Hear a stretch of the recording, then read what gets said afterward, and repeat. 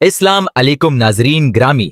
आज की वीडियो में हम पाकिस्तान के एक बहादुर जनबाज मुजाहिद राशिद मन्हास के एक वाकया के बारे में बात करेंगे, जिसने अपनी जान का निजराना पेश करते हुए एक गुदार वतन से अपना जहाज अगवा होने से बचा लिया।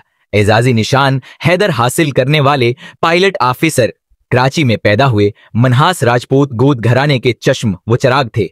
1968 में सेंट पीटरक स्कूल कराची से सीनियर कैम्ब्रिज किया। खानदान के मुतादिद अफराद पाकिस्तान की बरी बहरी और फजाई अफवाज में एली अहदों पर फाइज थे। उन्होंने भी अपना आइडियल फौजी जिंदगी को बनाया। आप में से बहुत से लोग इस बारे में कम ही जानते होंगे कि वो गुदार कौन था और वो तैयारे को क्यों अगवा करना चाहता था और तैयारे को कहां ले जाना चाहता था और उसका मकसद क्या था। उस गुदार की कब्र कहां है और उसकी कब्र के साथ क्या किया गया है। आज की उस वीडियो में उन तमाम बातों को तफसील के साथ देखेंगे। नाजरीन गिरामी, मुतीउर रहमान एक बंगाली था जो पाकिस्तान एयरफोर्स में फ्लाइट लेफ्टिनेंट के अहदे पर फाइज था। मशरकी पाकिस्तान से तालीम हासिल करने के बाद सरगोदा के PF कॉलेज में दाखिला लेकर डिग्री हासिल की और पायलट ऑफिसर बन गया। 15 अगस्त 1921 में उसने एयरफोर्स ज्वाइन की और 22 जून 1923 में उसने GD कोर्स मुकम्मल कर लिया और मौजूदा मसरूर 20 में पायलट ऑफिसर के तौर पर तैनात हो गया, जो माजी में माड़ी 20 कहलाती थी। उसके बाद उसने हवाबाजी की बाकायदा तरबियत हासिल की और इंस्ट्रक्टर के तौर पर तैनात हो गया, जो हवाबाजी की तरबियत देते हैं और नए हो गई पायलट्स को हवाबाजी की तरबियत उनके जिम्मा होती है। तरबेती तैयारों में 2 सीटें होती हैं और इमरजेंसी की सूरत में उन्हें ऑपरेशन के लिए भी इस्तेमाल किया जा सकता है। अमेरिकी साखत का T-33 तैयारा भी उसी कैटेगरी का तैयारा था। मुतीउर रहमान ने उसकी तरबियत ली और इजाजी नंबरों से पास हुए। इसके बाद उसको पेशावर में तैनात कर दिया गया। उसने 1950 की जंग भी लड़ी। बांग्लादेश में लिबरेशन वार के दौरान उसने छुट्टी ले ली और अपने खानदान समेत अपने आबाई वतन ढाका चला गया, लेकिन वो छुट्टियां खत्म होने के बावजूद वापस नहीं आया। जब पाक आर्मी ने मुक्ति बानी के खिलाफ अपनी कार्रवाइयां शुरू की तो ये भी वहां एक गांव में मौजूद था और उसने अपनी एक फोर्स बना रखी थी जिसे ट्रेनिंग देता था। 14 अप्रैल 1971 में पाक फजाइया ने उसके कैंप पर हमला किया, लेकिन वो पहले ही अपने बचाव का इंतजाम कर चुका था। उस तरह वो सब लोग बच गए जो इसके साथ थे। उसके बाद मुतीउर रहमान ढाका वापस चला गया और 9 मई को कराची वापस आ गया। उसने लेट होने की वजह बांग्लादेश की अलीदगी का बहाना बनाकर अपनी जान छुड़ा ली, जिसको सही तस्लीम कर लिया गया और उसे दोबारा ज्वाइनिंग दे दी गई और उसे इंस्ट्रक्टर पायलट बना दिया गया। उसकी पॉलिसी ही यही थी कि कोई फाइटर तैयारा अगवा किया जाए और मुक्ति बानी के हवाले किया जाए, लेकिन उसे इंस्ट्रक्टर लगाने की वजह से एक मजबूरी सामने आई कि वो अकेला तैयारे को नहीं उड़ा सकता था, बल्कि उसके साथ दूसरी सीट पर किसी का मौजूद होना जरूरी था। 20 अगस्त 1971 को पायलट अफसर राशिद मन्हास की ट्रेनिंग T-33 जेट ट्रेनर्स के साथ शेड्यूल्स परवाज होनी थी। ये राशिद मिन्हास की दूसरी ऐसी प्रवास थी जो 16 फ्लाइट कहलाती है, यानी हवा से ज्यादा रफ्तार के साथ तैयारा उड़ाना। मुतीउर रहमान ने यह सोचा कि नाइक यंग पायलट राशिद मिन्हास, जिसकी उम्र 22 साल थी, उसको मैं आसानी से काबू कर लूंगा।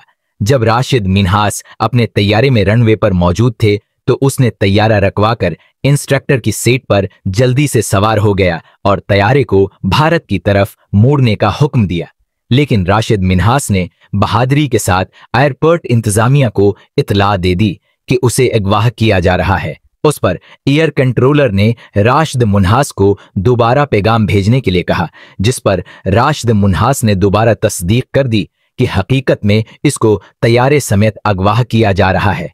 राशिद मुन्हास ने मुतीउर रहमान से तैयारे का कंट्रोल हासिल करने की भरपूर कोशिश की, लेकिन उसमें कामयाबी न होने की सूरत में राशिद मुन्हास ने फैसला कर लिया कि मैं मुल्क से गुदारी नहीं कर सकता।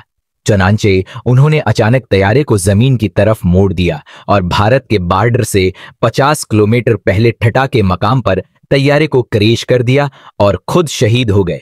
यहां तक तो अक्सर लोगों को इल्म है कि राशिद ने कौम व मलक के लिए जान का नजराना पेश कर दिया और एक गुदार वतन को जहन्नम का ईंधन बना दिया और खुद सरखरो हो गए। यार मिजर, जो आर्मी के बारे में लिखते रहते हैं, उन्होंने 2004 में सैसल चौधरी से मुलाकात की क्योंकि सैसल चौधरी ने इस हादसे की तहकीक की थी।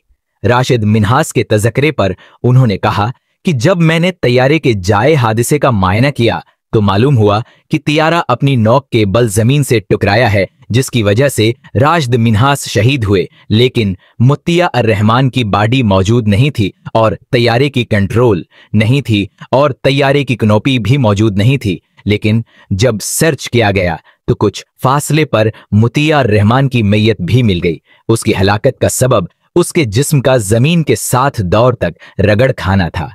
राशिद ने कम बुलंदे पर आकर तैयारे की कनोपी खोल दी थी, जिसकी वजह से मुत्तिया अर्रहमान तैयारे से बाहर जा गिरा क्योंकि उसने सेट बेल्ट नहीं लगाई हुई थी। राशिद मिन्हास की कोशिश थी कि दुश्मन को नीचे गिराकर तैयारे को बचाया जाए, लेकिन इस वक्त तैयारा जमीन के इतने करीब पहुंच गया था कि वापस उठाना मुमकिन न था। मुत्तिया अर्रहमान का इरादा सिर्फ यही नहीं था कि वह तैयारा ही अगवा कर रहा था, बल्कि उसका इरादा था कि पाकिस्तान के पायलट को भी अगवा कर ले, और अगर वो कामयाब हो जाता तो उसमें पाक फौज की बड़ी बदनामी होती। उसके बाद मुत्तिया अर्रहमान की मैयत को कम तरीन लोगों के कब्रिस्तान में दफनाया गया और उसकी तस्वीर मसरूर 20 के मीन गेट पर गुदार के तौर पर लगाई गई। लेकिन अफसोस की बात ये कि बांग्लादेश ने उसे शहीद करार देकर पाकिस्तान से उसकी डेड बॉडी मंगवाकर उसे शहादत का रतबा दे दिया और उसे ढाका में मीरपुर के शहीदों के कब्रिस्तान में दफना दिया और उसे बांग्लादेश का सबसे बड़ा फौजी एजाज दिया गया, जिसका नाम बीसर शतूत दिया गया। तो दोस्तों, ये थी राशिद मिन्हास की कहानी और उसकी जरातमंदाना कार्रवाई की दास्तान। आप लोग भी पाकिस्तानी होने का सबूत देते हुए कमेंट सेक्शन में लिखिए। पाक फौज जिंदाबाद, पाकिस्तान पाइंदाबाद, और राशिद मिन्हास के हक में दुआएं मगफरत जरूर लिखेगा।